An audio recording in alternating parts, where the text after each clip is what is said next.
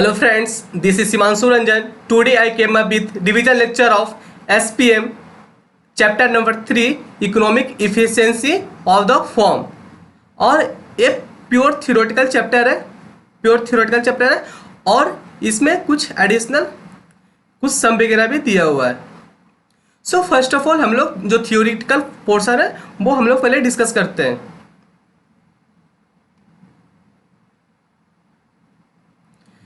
तो पहला इसमें डिस्कस करना है कि डिमांड क्या होता है। डिमांड है जैसे कि कोई भी प्रोडक्ट का डिमांड कैसे हम लोग कर सकते हैं कि इस प्रोडक्ट का कितना डिमांड है। हमेशा डिमांड है जो दो चीज़ पे डिपेंड करता है। फर्स्ट ऑफ ऑल प्राइस पे डिपेंड करता है और यूनिट ऑफ टाइम पे डिपेंड करता है, क्योंकि हमेशा एक प्रोडक्ट का प्राइस एक समान नहीं हो सकता है। अगर इन्फ्लेशन के समय प्राइस कुछ अलग होगा और रिसेशन के समय प्राइस कुछ अलग होगा। सो डिमांड है जो हमेशा दो थिंग्स पे डिपेंड करता है। ठीक है, तो फर्स्ट ऑफ ऑल कंसेप्ट देखते हैं। The concept of demand seeks to establish relationship between quantity demanded of a commodity and its price. और ये जो डिमांड है ये क्वांटिटी डिमांड और प्राइस पे भी डिपेंड करता है। ये दोनों का रिलेशनशिप है, क्वांटिटी डिमांडेड एंड प्राइस का।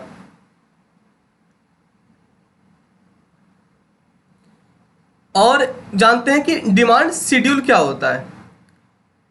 जैसे मैं आपको नॉर्मल बताना चाहता हूँ। डिमांड शेड्यूल मतलब होता है कि एक टेबल वाइज उसका प्राइस लिख देंगे और डिमांड लिख देंगे कि कितना प्राइस में कितना प्रोडक्ट अवेलेबल है।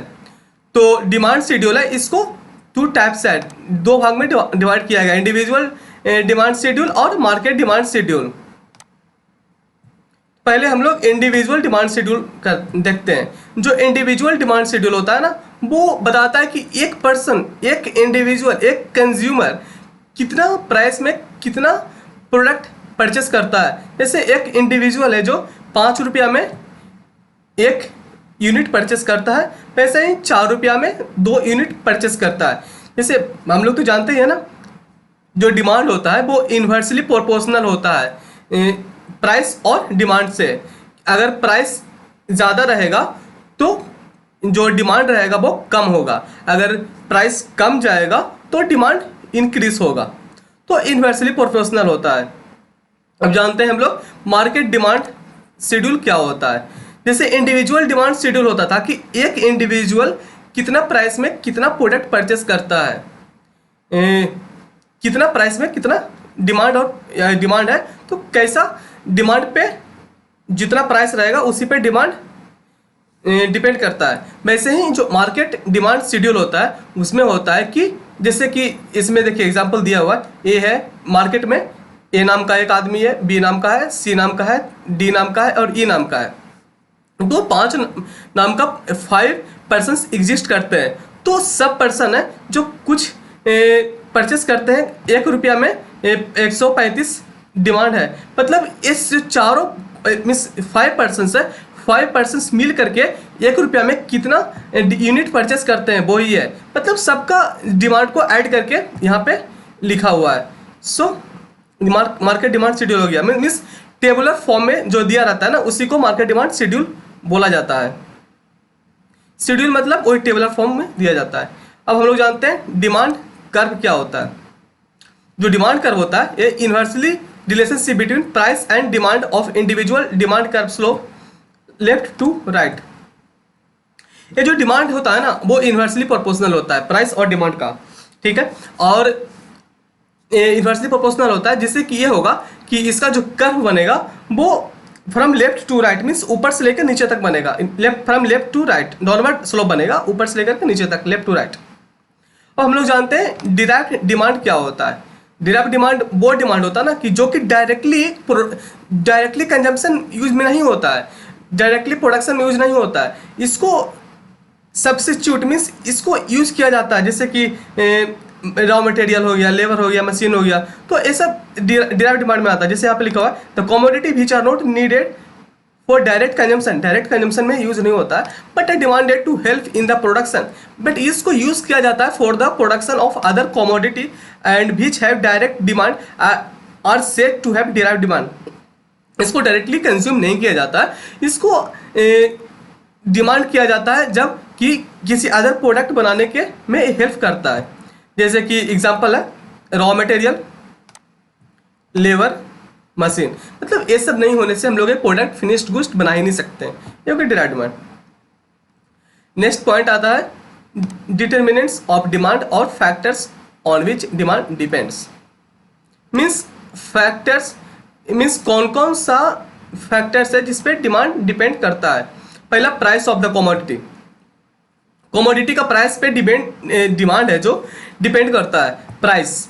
दूसरा प्राइस ऑफ सब्सटीट्यूट, तो सब पहले तो जानते हैं सब्सटीट्यूट क्या होता है। सब्सटीट्यूट और those goods which can be used in place of others. Substitute वो गुड्स होता है जो कि एक गुड्स के जगह पे हम लोग दूसरा गुड्स यूज कर सकते हैं, जैसे टी, कॉफी, ठीक है। अब है प्राइस ऑफ कॉम्प्लीमेंट। कॉम्प्लीमेंट, जो कॉम्प्लीमेंट गुड्स होता है वो जानते हैं कॉम्प्लीमेंट गुड्स क्या होता है। Complement goods are those goods which are related to each other in such a way that increase or decrease in demand of one leads to increase or decrease in demand of others।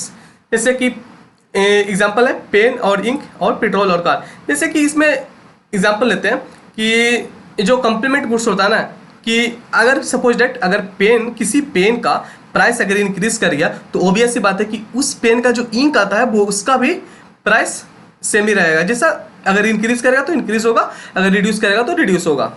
जैसे अगर petrol का price अगर increase कर गया तो जो car चलाते हैं वो कम चलाएंगे, जिससे कि जो पेट्रोल का जो कंजम्पशन है वो कम हो। अब income of the house hold पे भी डिमांड डिपेंड करता है, टेस्ट एंड प्रेफरेंस पे डिपेंड करता है, the amount annually spent on advertisement पे भी डिपेंड करता है। अब इसका डिमांड का इक्वेशन दिया हुआ है, मीन्स ये डिमांड है, डिमांड कौन कौन सा फैक्टर पे डिपेंड करता है। जैसे डिमांड इक्वल टू फैक्टर्स है, ये फैक्टर है, और ये है price of the commodity, price of the substitute, price of the complement, income of the persons और टेस्ट एंड प्रेफरेंस और एडवर्टाइजमेंट। ये डिमांड का फैक्शन मीन्स फैक्टर दिया हुआ है, मैथमेटिकली रूप से दिया हुआ है। यहाँ पे देखिए, यहाँ पे लिखा हुआ है। अब हम लोग जानते हैं law of demand. Law of demand क्या होता है? लॉ ऑफ डिमांड होता है कि अगर प्राइस बढ़ेगा तो डिमांड कम होगा, अगर प्राइस कम होगा तो डिमांड बढ़ेगा, यही बोलता है लॉ ऑफ डिमांड। तो पढ़ लेते हैं यहाँ पे। The law of demand simply express the relationship between quantity of a commodity demanded and its price. The law states that demand varies inversely with the price, not necessarily proportionally. If the price fall, demand will extend. जब अगर price गिरेगा तो demand ऊपर जाएगा, and vice versa. समझे? The law of demand indicates the inversely relationship between price and quantity demanded. मतलब कि जो प्राइस और क्वांटिटी डिमांडेड है, ये दोनों का इन्वर्सली प्रोपोर्शन होता है, इन्वर्सली रिलेशनशिप होता है, इन्वर्स रिलेशनशिप। अब हम लोग जानते हैं कि कौन सा ऐसा चीज है जिसमें कि लॉ ऑफ डिमांड एप्लीकेबल नहीं होता है। मतलब कि अगर प्राइस बढ़ने से भी डिमांड में कोई फर्क नहीं पड़ने वाला है, ये मतलब होता है इसका exceptions of the law of demand. तो पहला एक्सेप्शन है लॉ ऑफ डिमांड का गिफेन पैराडॉक्स। गिफेन पैराडॉक्स के बारे में जानते हैं। गिफेन पैराडॉक्स जो था ना, एक आदमी थे, इनका नाम था sir Robert Giffen. Sir Robert Giffen बोले थे, इन्हीं के नाम पे गिफेन पैराडॉक्स नाम दिया गया एक्सेप्शंस में। जैसे कि ये बोले थे ना कि कोई नेसेसरी गुड्स का अगर प्राइस इंक्रीज भी कर जाता है ना तो उसका डिमांड में कोई फर्क नहीं पड़ेगा। ये बोले थे कि the price for the necessary goods rise, the demand for them will not decrease, this goods are called गिवन गुड्स। ठीक है। नेक्स्ट एक्सेप्शन में आते हैं प्रेस्टिजियस गुड्स। जैसे देखिए, जो लॉ ऑफ डिमांड इसमें भी एप्लीकेबल नहीं होता है। The law of demand will not operate in this case of prestigious goods like diamond, cars. The demand for this goods does not decrease with the rise in price as this goods are attached with the prestige. जैसे कि diamond हो गया चाहे car हो गया, अगर इन लोग का प्राइस ज़्यादा नहीं रहेगा तो फिर ये प्रेस्टिजियस होगा कैसे? इन लोग का प्राइस ज़्यादा होने से कुछ लोग इसको परचेस करते हैं। ये प्रेस्टिजियस गुड्स हो गया। स्पेल्टिव बिजनेस हो गया। जैसे शेयर बाजार में क्या होता है ना, अगर आपका शेयर का प्राइस अगर बढ़ता जाता है ना तो ही लोग उसको परचेस करते हैं। अगर किसी शेयर का प्राइस अगर रिड्यूस होता है तो शेयर को तो कोई परचेस ही नहीं करता है, इसलिए स्पेल्टिव बिजनेस में आ जाएगा।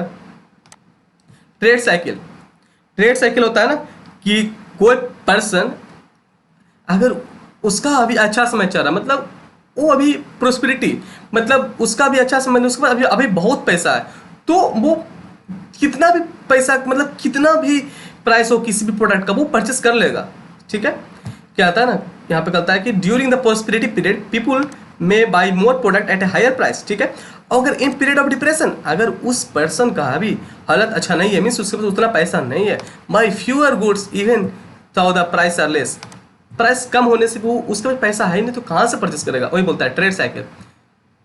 अब इग्नोरेंस ऑफ द कंज्यूमर, ये बोलता है कि the law of demand is not applicable in case of ignorant consumer. By the ignorance people think that high priced goods are qualitative goods, therefore the consumer may buy the goods even at high price.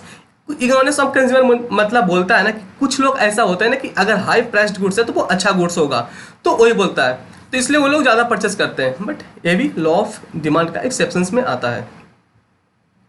ठीक है, अब देखिए हम लोग ऊपर demand schedule देखे थे ना, जिसमें टेबल फॉर्म में दिया हुआ था कि एक पर्सन इंडिविजुअल डिमांड शेड्यूल और मार्केट डिमांड शेड्यूल, मतलब 5 इंडिविजुअल का दिया हुआ था और टोटल ऐड करने से एक टोटल डिमांड दिया हुआ था यूनिट का। तो वैसे ही डिमांड कर्व होता है, जो ऊपर जो हम लोग जो शेड्यूल में देखे थे उसी को यहाँ पे ग्राफ फॉर्म में दिया हुआ है यहाँ पे।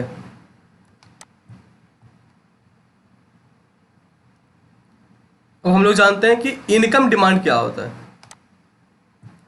Income demand explain the relationship between income and demand.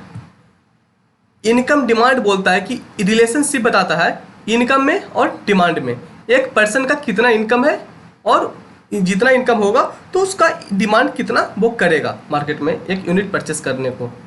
Various quantity of goods that would be purchase by the consumer at different level of income is called income demand.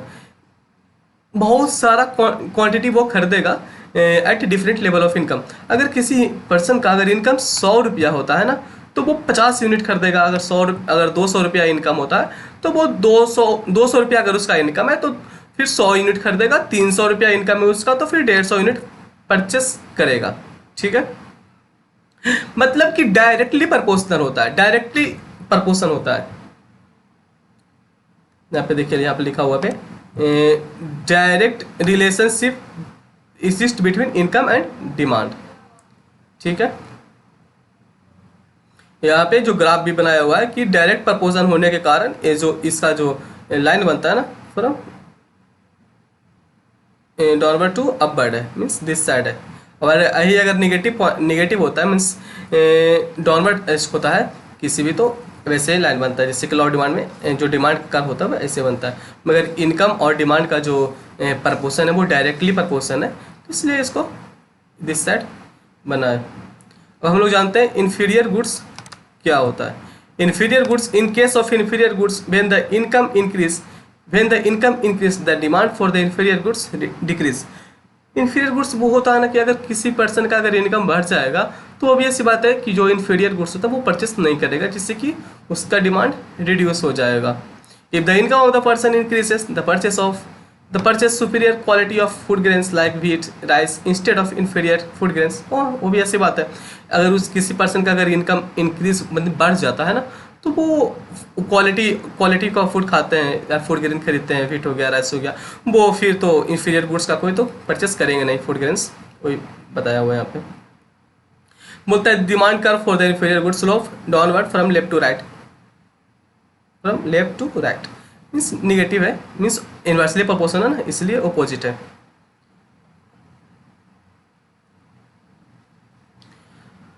और हम लोग अब जानते हैं कि क्रॉस डिमांड क्या होता है। यहाँ पे cross demand, the change in the demand for one commodity due to the changes in the price of related goods like substitute and complement. किसी एक प्रोडक्ट का प्राइस चेंज होने से दूसरे प्रोडक्ट पे क्या इफेक्ट पड़ता है वही क्रॉस डिमांड बोलता है। ठीक है, अब हम लोग जानते हैं सब्स्टिट्यूट क्या होता है। Substitute goods, in case of substitute if the price of one commodity increases, the demand for its substitute will increase. ठीक है, for example if the price of coffee increases the demand for its substitute T demand will increase. मतलब कि ये बोलता है ना, किसी एक प्रोडक्ट का अगर प्राइस इंक्रीज होने से देखिए उस प्रोडक्ट का अगर प्राइस इंक्रीज कर गया ना, तो ऑब्वियस सी बात है उस प्रोडक्ट, जिस प्रोडक्ट का प्राइस इंक्रीज किया उसका डिमांड रिड्यूस होगा, मगर उसका जो सब्स्टिट्यूट है उसका डिमांड इंक्रीज करेगा, क्योंकि उसका तो प्राइस पहले इतना ही है ना, इसलिए उसका डिमांड इंक्रीज करेगा। वही बोलता है सब्स्टिट्यूट। किसी एक प्रोडक्ट का प्राइस इंक्रीज होने से दूसरा प्रोडक्ट का, उसका सब्स्टिट्यूट का डिमांड इंक्रीज करेगा, ये बोलता है सब्स्टिट्यूट। कॉम्प्लीमेंट्री गुड्स बोलता है, in case of complementary goods if the price of a commodity decreases, if the price commodity decreases the demand for its commodity, demand for its complementary goods will increase.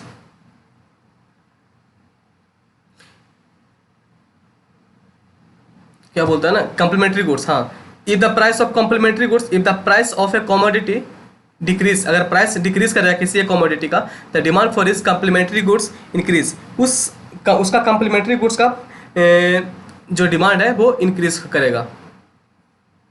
अगर उस product का price reduce होने से, जैसे कि example दिया हुआ है car and petrol, if the price of petrol decrease the demand for इस कार विल इंक्रीज।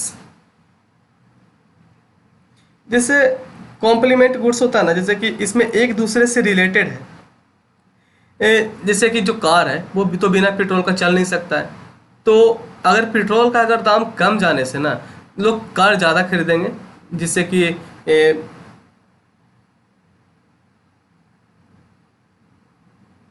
जिससे हम लोग देख रहे थे, जैसे देखिए नॉर्मली अगर कोई पर्सन अगर ऑफिस जाना होता है तो वो बाई बस जाता है या बाई मेट्रो जाता है, चाहे बाई ऑटो, तो अगर वो खुद का अगर कार परचेस कर लेते हैं तो वो खुद से जा सकते हैं। तो ये बोलता है ना कि अगर पेट्रोल का अगर प्राइस रिड्यूस हो जाएगा ना, तो सोचेगा कि क्यों नहीं मैं कार ही खरीद लेता हूँ, क्योंकि उतना कॉस्ट में मैं तो कार से भी जा सकता हूँ।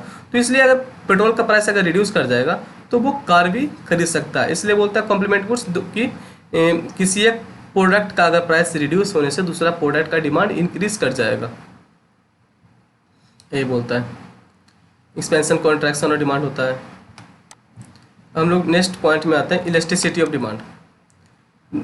इलास्टिसिटी ऑफ डिमांड बोलता है ना कि परसेंटेज चेंज इन क्वांटिटी, जो percentage change in quantity demanded है divided by percentage change in price, ये बोलता है इलास्टिसिटी ऑफ डिमांड। यहाँ पे देखिए, यहाँ पे लिखा हुआ है elasticity of demand, proportionate change in demand by proportionate change in price. हम लोग जानते हैं कि जो इलास्टिसिटी ऑफ डिमांड है उसको 3 भाग में बांटा गया है, इलास्टिसिटी ऑफ डिमांड को, प्राइस इलास्टिसिटी ऑफ डिमांड और इनकम इलास्टिसिटी ऑफ डिमांड और क्लोज इलास्टिसिटी ऑफ डिमांड। पहले तो हम लोग प्राइस इलास्टिसिटी ऑफ डिमांड देखते हैं, proportionate change in demand by proportionate change in price, इसी को percentage change in demand by percentage change in price भी बोलते हैं। सिर्फ आपको मैं पहले बता चुका हूँ। अब इसी को अगर सॉल्यूशन अगर करना होता है तो change in quantity demanded by change in quantity demanded by quantity demanded eight original price, ये देख लीजिएगा। हम लोग यहाँ पे देखते हैं types of price elasticity of demand. जो प्राइस इलास्टिसिटी ऑफ डिमांड है उसका कितना टाइप होता है, इसका 5 टाइप होता है। पहला perfectly elastic demand, perfectly in elastic, relatively elastic और रिलेटिवली इन इलास्टिक और यूनिटरी इलास्टिक।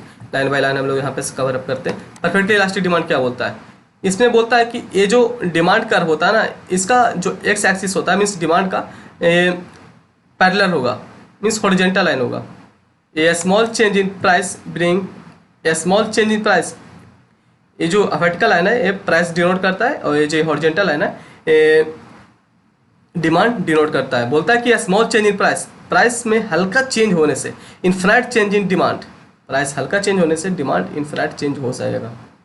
ये बोलता है perfectly elastic demand. The perfectly elastic demand is a line parallel to X axis, इसका जो लाइन होता है वो पैरेलल होगा एक्स एक्सिस से। Is shown in the diagram, ED is equal to infinity, इस demand is equal to infinity इसका symbol है।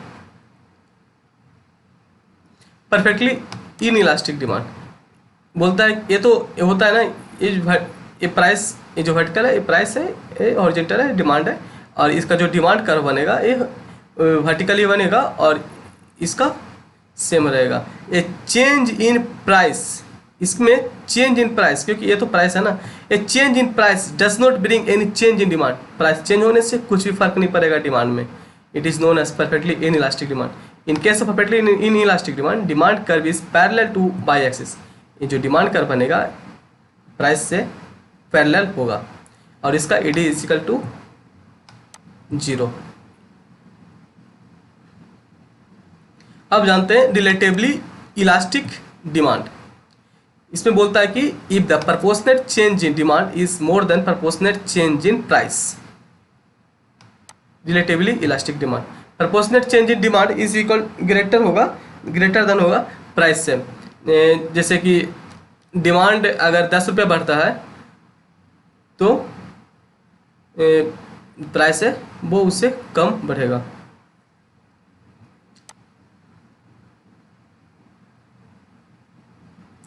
Relatively inelastic demand, if the proportionate change in price is more than proportionate change in demand, relatively inelastic demand। हाँ, यहाँ पे ED is equal to greater than 1 होगा,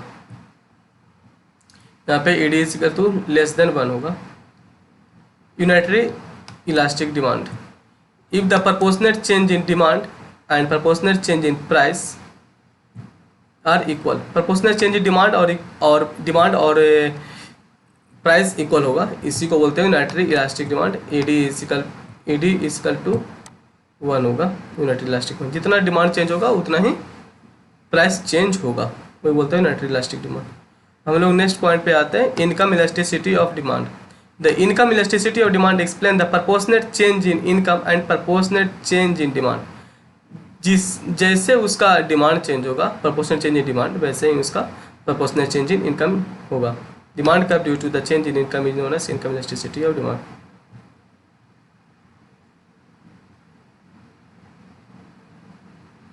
Types of income elasticity of demand. Zero income elasticity of demand, EY is equal to 0. Negative income elasticity of demand, इसका negative income elasticity of demand, unitary income elasticity of demand, income elasticity of demand greater than 1, income elasticity of demand less than 1। इसका भी 5 types होता है। हम लोग next point पे आते हैं, cross elasticity of demand. Cross elasticity of demand बोलता है percentage change in demand for commodity X, percentage change in demand for commodity X by percentage change in price of Y. Commodity X का demand change होने से percentage change in price में क्या depend होता है? Percentage change in demand for commodity X by percentage change in price of Y. हम लोग cross elasticity of demand देख चुके हैं। हम लोग यहाँ जानते हैं जो measurement of elasticity of demand कैसे मेजर किया जा सकता है।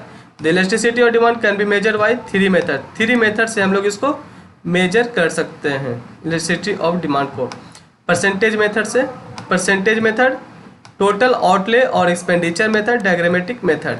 ये जो डायग्रामेटिक मेथड है ना, इसको भी 2 भाग में बांटा गया, पहला पॉइंट मेथड, दूसरा arc method.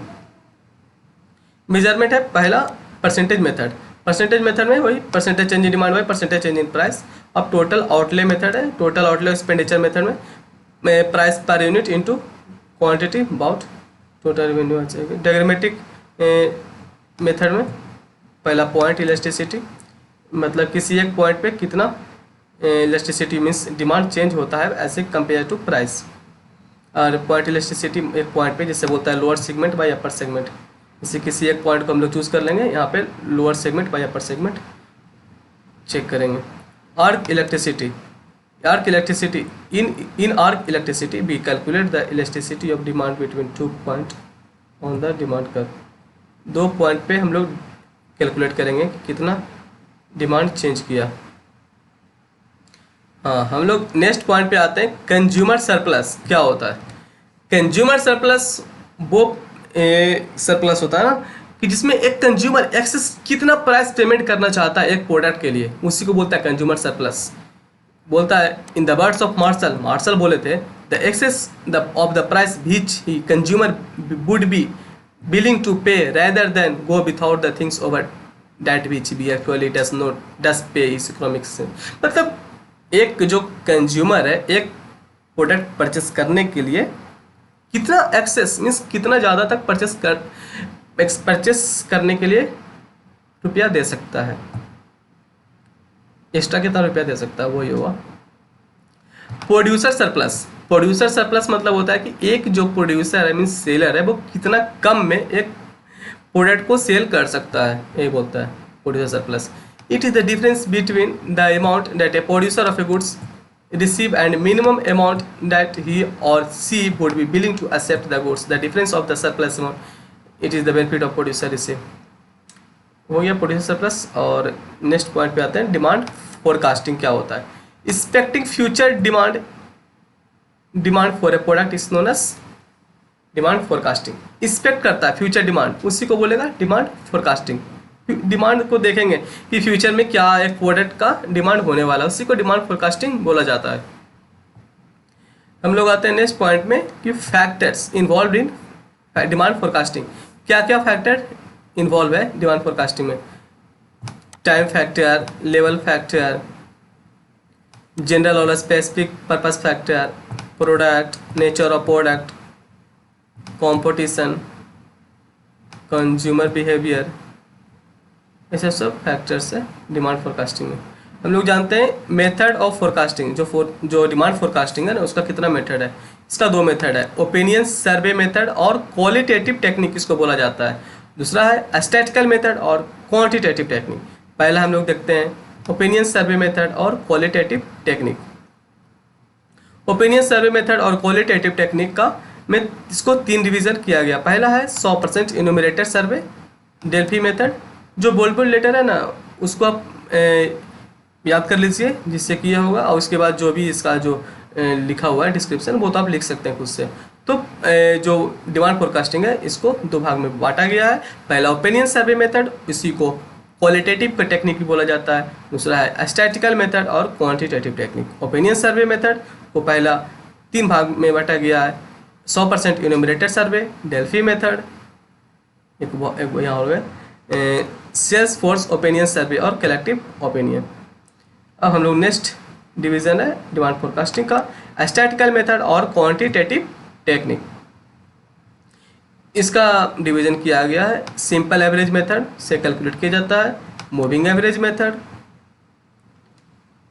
Weighted moving average, time series, linear trend, regression analysis, simultaneous equation और बैरोमेट्रिक मेथड से कैलकुलेट किया जाता है स्टैटिस्टिकल मेथड और क्वांटिटेटिव मेथड।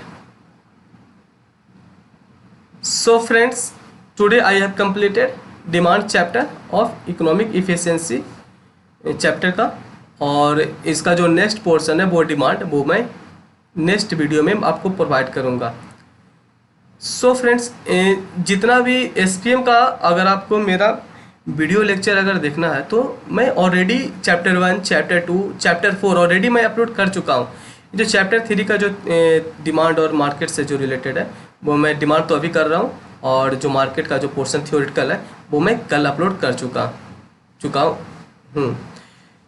मार्केट का कल करूँगा और तो और सब अपलोड हो चुका है। सो एसपीएम हो गया और कॉस्ट ऑडिट हो गया, तो इन लोग का आपको टेंशन लेने की जरूरत नहीं है। आप मेरा चैनल विजिट करिए, आपको हर एक टॉपिक का वीडियो मिल जाएगा। So friends, please like my videos and share with your friends, and most important, please subscribe my channel. Thank you.